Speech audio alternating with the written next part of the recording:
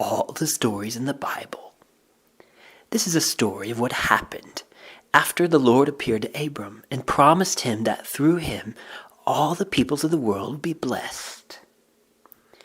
Abram moved away from his homeland and for the rest of his life became a wanderer in the desert.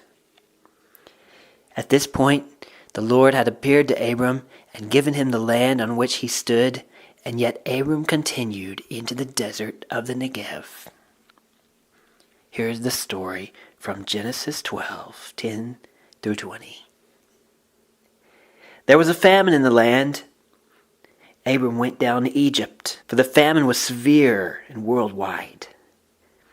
When he was about to enter Egypt, he turned to Sarai, his wife. He said, "I know that you are a beautiful woman. There is no doubt the Egyptians will see you and they will say, 'This is his wife.' What do you think they will do to me? They will kill me, but they will let you live. Unless you tell them that you are my sister. If you do that, they may spare me, and my life will be safe. We will make it through this." When Abram came into Egypt, the Egyptians indeed looked upon his wife and saw that she was very beautiful. And when the princes of Pharaoh saw her, they spoke into Pharaoh's ear and said, "The woman is beautiful." And so Pharaoh himself sent for Sarai and brought her into his own household. For her sake, he dealt very well with Abram.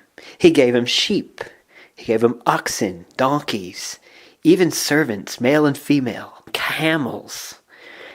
But the Lord afflicted Pharaoh and his house with great plagues, because Sarai was Abram's wife. Pharaoh called Abram and said, "What is this you've done to me?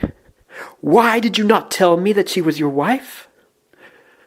Why did you say she is my sister, so that I took her for my wife? Now then, here is your wife. Take her and go." And Pharaoh sent orders to his soldiers and said, "Make sure this man gets out of my land." And they sent him away with his wife and all the possessions that Abram had acquired from Pharaoh. And Abram went up from Egypt, he and his wife, all the people and animals, even Lot. They went back into the Negev. Now Abram was very rich. He had silver and gold in addition to all these things. And he journeyed on through the Negev all the way back to Bethel, the place where he had established his camp from the very beginning.